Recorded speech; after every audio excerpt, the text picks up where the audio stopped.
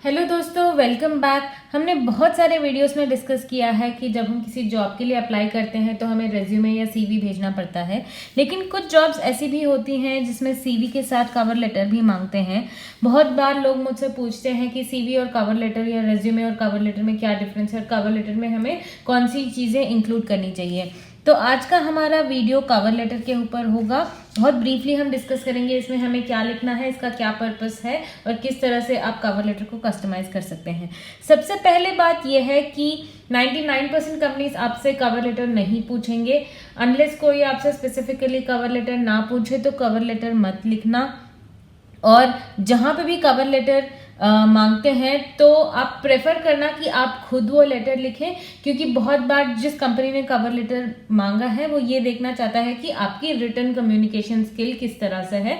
तो अगर आप किसी और से लिखवाएंगे और उस रोल के लिए रिटन कम्युनिकेशन स्किल का अच्छा होना बहुत ज़रूरी है, तो किसी और से लिखवा के आपको फ़ायदा होने नहीं वाला, क्योंकि अगर आपको जॉब मिल भी गई तो आप काम नहीं कर पाएंगे। तो आगे बढ़ते हैं। कवर लेटर में सबसे पहले डिस्कस करते हैं कि कौन सी ऐसी चीज़ें हैं जो हमें लिखनी चाहिए। तो मेरे हिसाब से कवर लेटर में 2 क्वेश्चंस का आंसर देना हमें पड़ेगा। सबसे पहला क्वेश्चन ये है कि why do you want to join this company, या फिर why do you want to take up this role. तो ये क्वेश्चन जो है, इस क्वेश्चन का आपको एक पैराग्राफ में आंसर लिखना पड़ेगा कि आप इस कंपनी के प्रोडक्ट या सर्विस से किस तरह से इंस्पायर्ड हैं, आप किस तरह से इस रोल से इंस्पायर्ड है, एटसेट्रा एटसेट्रा। यहाँ पे सिर्फ आपको अपना इंटरेस्ट दिखाना है कंपनी और रोल में। इस पूरे क्वेश्चन का आंसर मैंने एक अलग वीडियो में बनाया हुआ है, मैं टैग कर दूंगी डिस्क्रिप्शन में, आप जाके चेक कर सकते हैं। एक पैराग्राफ हो गया ये क्वेश्चन आंसर करने के लिए, और दूसरा पैराग्राफ आपको लिखना चाहिए कि why should we hire you. पहले आपने इंटरेस्ट एक्सप्रेस कर दिया, दूसरा आप अपनी कैंडिडेचर को एक्सप्लेन करेंगे कि क्वालिफिकेशन और इंटरेस्ट दोनों एंगल से आप किस तरह से इस कंपनी और इस रोल के लिए सूटेबल हैं। इससे ज़्यादा इन्फॉर्मेशन आपको यूजुअली कवर लेटर में नहीं लिखना चाहिए। और स्पेसिफिकली मैं अभी उन 2 चीज़ों की बात करूंगी जो आपको नहीं लिखने हैं। सबसे पहली चीज़ आपको वो नहीं लिखना है कि रेज्यूमे में जो भी सामान आपने बताया हुआ है, जो भी इंफॉर्मेशन आपने दिया हुआ है, उसे रिपीट नहीं करना है, अनलेस वो इन्फॉर्मेशन बहुत ज़्यादा आई कैची ना हो या फिर वो इन्फॉर्मेशन बहुत ज़्यादा रेलेवेंट ना हो। मतलब कि आपका एजुकेशन, आपका वर्क एक्सपीरियंस, आपकी एक्स्ट्रा करिकुलर एक्टिविटीज़ जो भी आप रेज्यूमे में लिखते हैं वो कवर लेटर में फिर से रिपीट ना करें, अनलेस वो बहुत ही इंपॉर्टेंट, स्पेसिफिक या की फॉर द शॉर्ट लिस्ट हो। रेज्यूमे अलग रखिए, कवर लेटर अलग रखिए।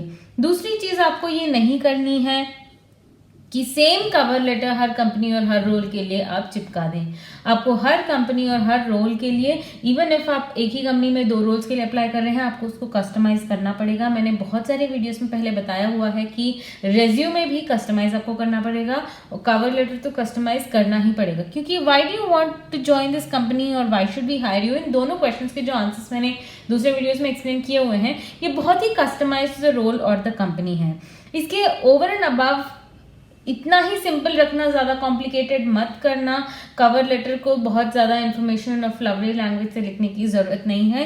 सिंपल इन 2 चीज़ों को आप यूज़ कीजिए।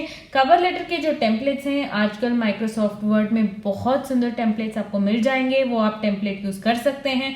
थर्ड पार्टी बहुत सारे सॉफ्टवेयर्स हैं, मैं डिस्क्रिप्शन बॉक्स में लिंक दे दूंगी, वहाँ से आप टेम्पलेट और फॉर्मेट पिक कर सकते हैं। उसकी आपको ज़्यादा चिंता करने की ज़रूरत नहीं है, आपको सिर्फ कंटेंट पे ध्यान देना है। और एक और इम्पॉर्टेंट चीज़ मैं बता दूं कि कवर लेटर में या कहीं पे भी, मेल में, कहीं पे भी आप ये मत बताना कि आपको इस जॉब की बहुत ज़्यादा ज़रूरत है। मैं समझती हूँ कि आज के ज़माने में बहुत सारे लोगों की जॉब्स चली गई हैं, उन्हें सच में जॉब की ज़रूरत है, लेकिन कंपनी कैंडिडेट को इसलिए लेती है कि उसको उस कैंडिडेट से काम कराना है।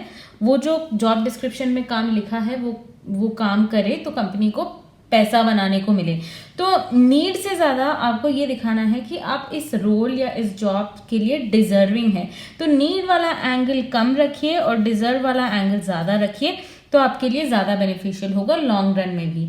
ये मत करना। और आजकल लिंक्डइन पे या ऐसे सोशल नेटवर्किंग प्लेटफॉर्म्स पे बहुत सारे लोग लिखते हैं इंट्रोडक्टरी पेज लिखते हैं अपने बारे में, अपने क्वालिफिकेशन, उस स्टाइल में मत लिखना, क्योंकि सोशल मीडिया का जो कम्युनिकेशन मैकेनिज्म है और जो फॉर्मल कम्युनिकेशन मैकेनिज्म है उसमें थोड़ी सी फर्क होती है। तो LinkedIn style, social media style आप कवर लेटर मत लिखिए।